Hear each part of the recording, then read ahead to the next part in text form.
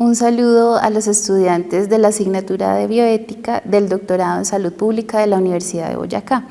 En esta sesión vamos a hablar de la unidad de aprendizaje número 2 de nuestro módulo, que nos habla de la ética de investigación, integridad científica y buenas prácticas en la investigación. Para empezar, es muy importante hablar de las amenazas a las buenas prácticas en investigación que nosotros, digamos que evidenciamos y muchas veces sorteamos en el día a día. La primera amenaza es la competitividad. Actualmente vemos que, por ejemplo, cuando nos presentamos en una convocatoria en investigación, una convocatoria docente o en el área específica del conocimiento, todas las personas que se presentan tienen unos currículos fuertes. Entonces hay un ambiente de competitividad en donde necesariamente tenemos que evidenciar producción científica con una cantidad importante, con unos indicadores específicos, con unos criterios que son realmente no tan fáciles de conseguir. Y en ese sentido hay una recompensa en la cantidad de cosas que evidenciemos que muchas veces deja de lado la calidad de los productos que estamos reportando. Es un requerimiento, ¿cierto? Es un requerimiento desde las instituciones de educación superior, desde, por ejemplo, el Ministerio de Ciencia, Tecnología e Innovación, para que nosotros tengamos un perfil que sea competitivo. Es un requerimiento tener publicaciones científicas y no cualquier publicación, ¿cierto? Necesitamos cumplir con unos estándares de tipo de revista, de clasificación de las mismas. Entonces es un contexto donde sí o sí muchos investigadores y quienes quieran estar a la vanguardia en estos temas sienten como esa presión de tener producción y no cualquier producción, sino una producción que cumpla esos rankings. Pero hay algunas dificultades que también están muy presentes en este contexto y una de ellas es que no todos los investigadores tenemos la misma formación en todas las áreas del conocimiento. Entonces, de pronto yo puedo tener muchas competencias, ejemplo en bioética, pero de pronto el método de investigación no lo tengo tan claro, ¿cierto? O de pronto soy muy buena procesando los datos, pero desconozco otras características que sean necesarias, por ejemplo, redacción, estilo, cómo escribir de forma adecuada. Esto implica que nosotros podemos tener dificultades o problemáticas en esta producción que vamos generando. Puede existir problemáticas relacionadas con la redacción precisamente, con la escritura, con la estructuración de la metodología, entre otros aspectos, con la interpretación de lo que se está describiendo también. Y hemos visto que hay una escasa formación específica en la ética científica. Y de igual forma, no todo lo que nosotros identificamos de pronto en bases de datos, ¿por qué no? En buscadores, todo lo que identificamos como publicado que se llame artículo científico no siempre tiene el 100% de calidad metodológica. En diferentes estudios se ha visto que dependiendo del diseño no siempre se cumplen con todos los criterios metodológicos que se solicitan. Por ejemplo, si el estudio dice esto es una revisión sistemática, muchas dicen eso y cuando uno identifica responde a una revisión narrativa. Es un ejemplo muy puntual, pero esto pasa en los diferentes tipos de diseños. Entonces, ¿esto qué implica? Que no todo lo que está publicado al 100% tiene el nivel más alto en términos de su calidad metodológica. Y en general esto implica que hay dificultades en términos de la formación y de la calidad de las publicaciones, pero también encontramos en algunos casos puntuales malas prácticas puntuales y específicas en estos procesos que atentan contra esa ética científica. Uno de ellos son las revistas depredadoras. Una revista depredadora que implica que no tienen un proceso editorial riguroso, ¿cierto? Que de pronto como el artículo llega, a sí mismo se publica. Nosotros identificamos que las revistas que tienen estos procesos tienen varios momentos de filtro, se hace un proceso por pares de revisión muy riguroso y tienen unas tasas de rechazo altas. No solamente es que yo someto y ya tengo la garantía de que seré publicado, no, y eso pasa en el día a día de los investigadores. Es posible que un artículo sea rechazado una vez, 2 veces, o de pronto, listo, la revista dice es de afinidad el artículo, la metodología también es de afinidad, pero tiene que hacer tantos ajustes. Y eso nos pasa en el día a día. Si la revista en la que uno somete no tiene estos procesos, sino de una vez me pasa a publicación, sin esta revisión, sin que yo tenga que hacer ajustes, necesariamente debo preocuparme, ¿sí? También existen listados de este tipo de revistas depredadoras que muchas veces cobran, pues de pronto no es, digamos que un dinero tan, o sea, tanto dinero, pero cobran y son publicaciones rápidas, sin procesos rigurosos editoriales. Entonces, digamos que esta es una práctica que pues afecta a esta ética científica. ¿Por qué? Porque las revistas científicas tienen personas expertas en los métodos y en las temáticas que nos pueden decir este tema sí es necesario, sí es pertinente, no hay mayores sesgos, no hay errores evidentes, a que si de pronto yo publico automáticamente no tengo esta certeza, no tengo este sello de calidad y puede que lo que esté publicado tenga mucho sesgo y pues digamos que ese es el problema específico de la revista depredadora. Y también tenemos algunos investigadores que incurren en conductas que no son apropiadas, muchas veces desde el desconocimiento de estas conductas. Por ejemplo, el autoplagio. ¿Qué significa el autoplagio? Es un texto mío, ¿cierto? Pero lo tomo tal cual, o sea, en su momento fue generado para cierto propósito. Con un propósito totalmente distinto, yo lo tomo 100% copio y pego. Miren que esta es una conducta que para nosotros no es fácil de identificar porque es mi producción, ¿sí? Pero está contemplado porque son propósitos diferentes. El plagio específico, autores fantasma y honorarios. Este también es muy frecuente. ¿Qué sucede? Muchas veces de pronto es el jefe del laboratorio donde yo hice mi investigación y va en la investigación, pero realmente no escribió nada, no aportó nada específicamente, ¿sí? Hay unos criterios de autoría que implican que la persona tiene que generar un aporte real en esta producción. Venta de tesis o artículos, también lo vemos en el día a día. Duplicación de artículos, o sea, una misma investigación en 2 o 3 revistas publicados, ¿sí? Son algunas de las conductas que no son apropiadas.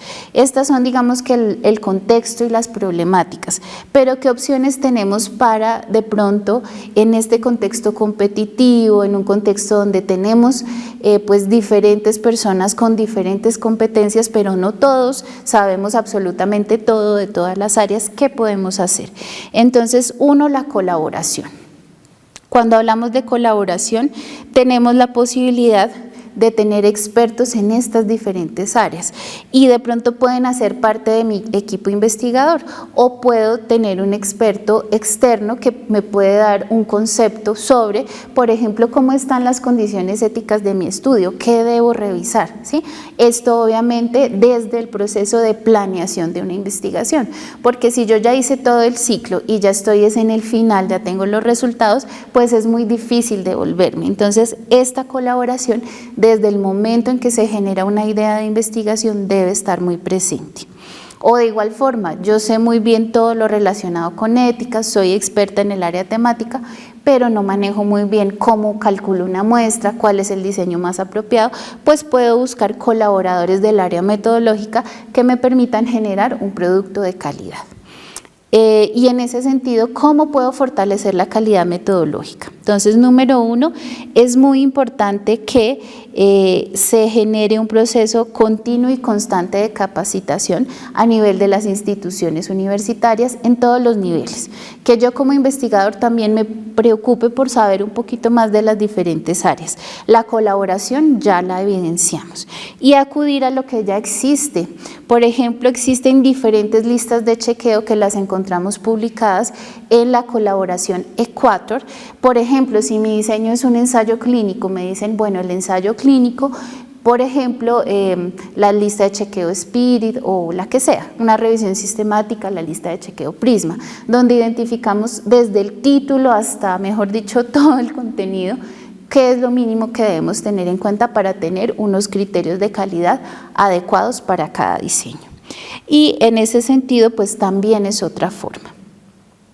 Y también es muy importante que tengamos la posibilidad de empezar a escribir, ¿sí? Si de pronto yo quiero en algún momento generar producción de alta calidad, revistas Q1, Q2, es un camino en el cual hay que aprender, ¿sí? Entonces puedo tener alianzas con investigadores mucho más expertos, más avanzados y de la mano de ellos hacer un proceso de formación. Necesito aprender a escribir y necesito hacer esa escuela y esa curva de aprendizaje.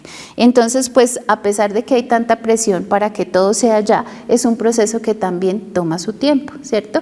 Y podemos tener aliados, investigadores expertos y que nos enseñen también cómo son estos procesos de indización, cómo puedo saber si una revista es depredadora o no, entre otros aspectos. Y en ese sentido hemos hablado en este contexto de principios muy importantes como la honestidad, como la responsabilidad de lo que yo en estos procesos de investigación escribo, planteo e identifico. La transparencia, ¿cierto? No inventar datos. Algo muy básico, pero todavía sucede que hay investigadores que incluso tienen artículos publicados y en ese punto tan avanzado se identifica, por ejemplo, que se inventan datos o que de pronto hacen interpretaciones que no están acordes a los datos que ellos tienen reales. El respeto por los otros y en ese sentido se habla de un rigor, que es un rigor científico, pero que también traspasa el tema metodológico. Estos son los principios centrales de la ética en investigación.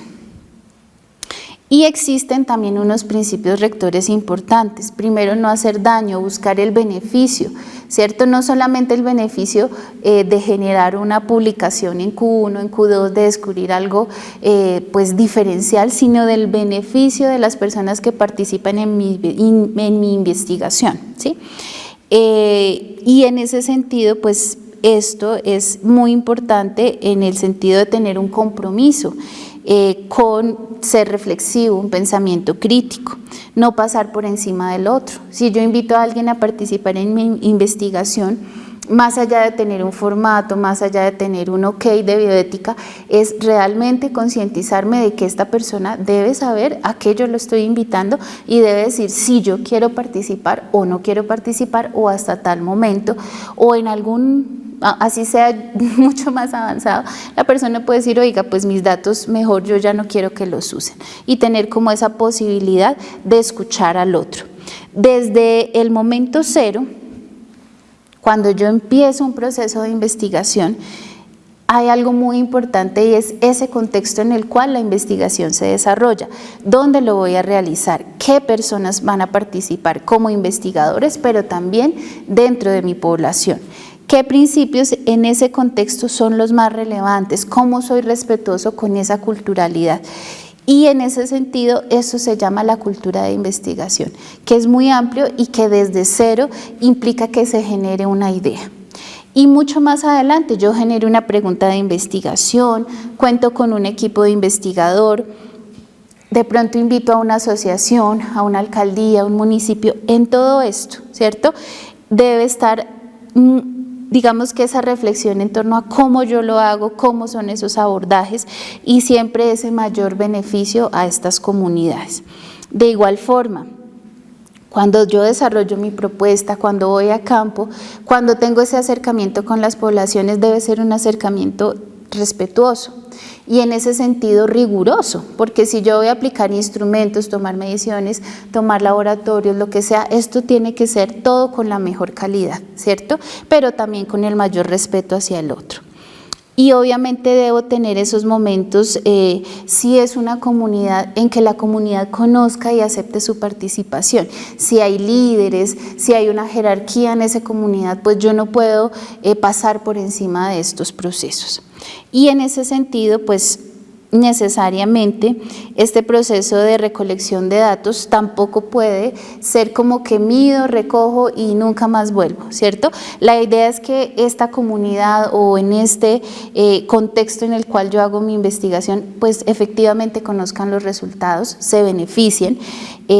Debo realmente hacer un proceso de socialización que sea más allá de erradicar un informe, sino que debe ser adaptado de pronto a esa cultura de las personas, pero también a sus mayores necesidades. Si identifico factores de riesgo, situaciones problemáticas, no puedo dejar eso en un informe y chao, ¿cierto? De igual forma, la interpretación de datos, cómo escribo los reportes y los artículos, esto debe hacerse con transparencia. ¿Cómo hago la difusión de esta información? ¿Cierto? ¿Cómo no se manipula, sino por el contrario es una difusión muy de acuerdo a los resultados, muy coherente, pero sí necesito hacer una adaptación en el lenguaje y no dejarlo tan complejo solamente para que mis pares científicos entiendan, sino para que de pronto de esta investigación se genere un aporte a una comunidad donde la comunidad diga, oiga, sí, puedo generar tal cambio muy concreto, muy sencillo, muy específico en mi día a día, en mi ambiente, y esto va a generar un cambio y una mejora en mi calidad de vida. Hay algo importantísimo que dice, estos procesos de investigación, ¿qué tanto generaron un legado? ¿Qué tanto impactaron y permitieron generar algún cambio en el futuro de una comunidad? Esto es muy desafiante, no siempre lo logramos, pero ese es el fin último también de los procesos de investigación. A nivel de Colombia existen políticas que nos hablan de la integridad científica y a nivel internacional también. Y algunos principios rectores son que exista una participación, o sea, que no sea solamente yo como investigador. Y muy relacionado con esa participación nos habla de la cogestión, cooperación, universalidad, integralidad y finalmente la pertinencia de lo que realizamos en términos de investigación. Y en sí la integridad científica, ¿en qué se centra? En ese respeto a la propiedad intelectual, la promoción de una conducta científica responsable. Y en este sentido vamos a hablar de algunas de las consideraciones éticas más relevantes, pues realmente son como las más centrales, porque la ética en investigación es muy amplia, como ya lo identificamos. Número 1, que exista en cada investigación la identificación de los riesgos. No solamente el riesgo físico, nosotros muchas veces pensamos, bueno, ¿qué tanto de pronto la persona puede tener un evento adverso, puede morir? ¿Sí? No solamente eso, también el riesgo social, el riesgo económico, el riesgo psicológico, ¿sí? Por participar en mi investigación. Y no solamente el riesgo para la persona que participa, también para los investigadores. ¿Qué riesgos podemos tener al realizar una investigación? Y al identificar los riesgos, pues obviamente, dependiendo de la gravedad de cada uno, tener las mejores formas, las más adecuadas de mitigarlos, ¿sí? Bien sea tener una ruta de atención emocional, bien sea, claro, si hay un riesgo muy grande en términos de, por ejemplo, un evento adverso, pues tener unas pólizas todo el tema de la atención médica de esa persona, o sea, tener todo listo. Los riesgos, pues la idea con los riesgos es que si alguno se materializa, estemos preparados para que pues esto no llegue a mayores, sino que se pueda mitigar oportunamente. Pero obviamente hay algo que se llama el balance riesgo-beneficio. En algunos momentos estos riesgos de que, por ejemplo, es un evento adverso que implique la vida de una persona se justifica, de pronto en algunos casos sí. Si es un nuevo tratamiento que va a beneficiar a muchas personas, sí o sí se justifica. Pero si de pronto es un riesgo que es mucho más grande de los resultados benéficos que va a obtener la investigación, de pronto no se justifica y no es la pertinencia realizar la investigación. Y en ese sentido, pues obviamente los beneficios deben estar explícitos, tanto los directos a las personas que participan como los indirectos a la ciencia, a la comunidad, pues de forma mucho más amplia cuáles son esos otros beneficios. Transparencia en los procesos, desde cero, desde que yo analizo un artículo que va a ser parte de mis antecedentes, mucho más cuando yo tomo mis datos, mucho más cuando los interpreto. La transparencia es del principio al fin, hasta la difusión, hasta el reporte de los resultados. Conflictos de interés. Los conflictos de interés los debemos evidenciar, ¿sí? Un conflicto de interés puede ser una situación laboral, personal, que de alguna manera cambie una decisión que yo puedo tomar ante una situación en un contexto. Si yo tengo una afiliación laboral, si yo tengo un patrocinador, si tengo una situación personal con esa comunidad o algo específico, pues obviamente puede haber un conflicto de interés. De igual forma, los conflictos de interés se muestran y se gestionan, o el investigador debe ser muy consciente que si definitivamente es un conflicto de interés muy fuerte, pues puede decir, no, yo no, o sea, me abstengo de participar, ¿cierto? Si realmente es un conflicto de interés que no puedo gestionar y que implica un cambio en mi comportamiento, en mis decisiones ante un proceso. Y obviamente la propiedad intelectual y los derechos de autor, pues esto sí que es muy relevante porque en investigación nosotros leemos muchos otros investigadores, nos asesoramos en términos de saber el método, la pertinencia del nivel del área del conocimiento, dónde va el conocimiento, vamos en diagnóstico, vamos en intervención, ¿en qué vamos? Pero esto está muy bien en la medida en que yo reconozco el aporte que cada uno de esos autores hizo y que de alguna manera tengo mi voz propia en investigación, mis aportes específicos, mis análisis puntuales propios. El uso de la inteligencia artificial, claro que también es un dilema ahorita, en qué medida lo uso, en qué proporción, en qué aspectos lo podemos usar. Muchas herramientas son útiles, por ejemplo, para recopilar información, me pueden hacer interpretaciones iniciales. ¿Qué es lo más importante? Que nunca se pierda el juicio crítico del investigador que participa allí, ¿sí?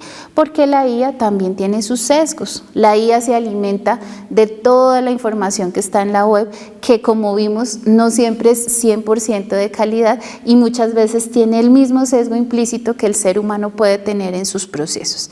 Entonces tengamos en cuenta que la IA no es infalible, que si yo puedo usar, por ejemplo, para mejorarme mi redacción, claro que sí, que si yo la puedo usar para sugerirme autores, claro que sí, pero que nunca se pierda esa visión del ser humano, que es esa huella diferenciadora de la investigación de cada uno. Y en ese sentido nos habla también la importancia de tener aspectos de cuidado específico cuando yo tengo una población vulnerable. ¿Qué es una población vulnerable? Por ejemplo, personas que tengan cierta situación de salud, que tengan dolor o que tengan sus necesidades insatisfechas. En un lugar donde hay pobreza, si yo voy a hacer una investigación y digo, bueno, cada persona que participe le voy a dar un refrigerio, ¿sí? Eso puede ser un incentivo para que la persona participe, pero puede de alguna manera afectar sus resultados. Eso hay que tenerlo en cuenta, analizarlo y ver cómo se puede manejar de la mejor forma, ¿cierto?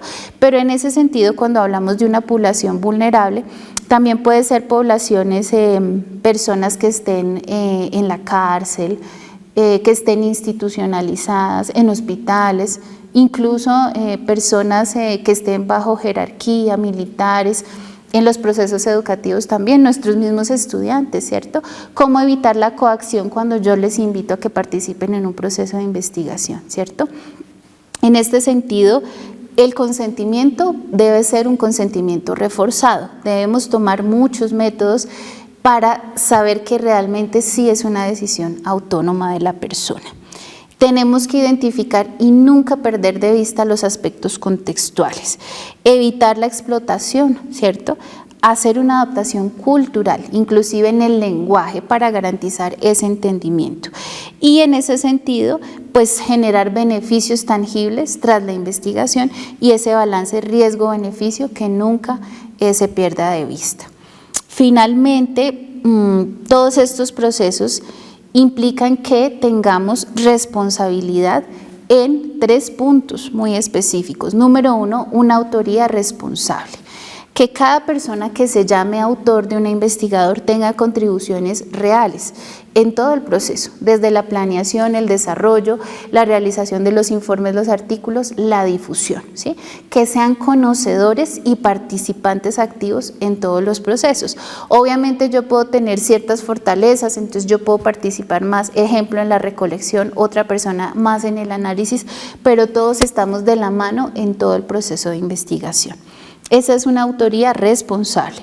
Una publicación responsable también. sigamos esas buenas prácticas en investigación, identifiquemos revistas que no sean depredadoras, seamos transparentes en cómo estamos reportando esos datos, sin cambios, sin ajustes de pronto en la interpretación, o si yo veo un dato que no es favorable, pues ¿por qué no publicarlo? Una prueba estadística que me dio no significancia, eso también es un aporte en el conocimiento. Esos desaciertos que de pronto yo tenía una hipótesis y no se cumplió, sino demostré todo lo contrario, eso también es un aporte en el conocimiento que puede servir a otros investigadores. Entonces no solamente publicamos lo que nos dio como esperábamos, o no solamente socializamos lo que nos dio como esperábamos, esa también es una reflexión. Y una difusión responsable.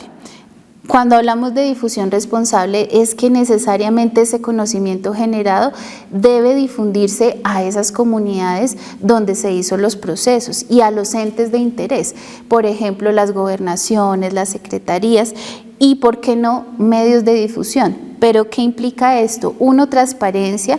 2, que si yo voy a hablar con un lenguaje muy técnico, pues no es la idea, sino es poder traducir esto en un lenguaje entendible y en aportes reales para todas las comunidades. Y esas son 3 responsabilidades que tenemos al finalizar nuestros procesos, ¿cierto? Y pues desde el principio están implícitas: una autoría responsable, una publicación responsable y una difusión responsable. Muchísimas gracias y atenta a las dudas, a las inquietudes que tengan sobre este módulo.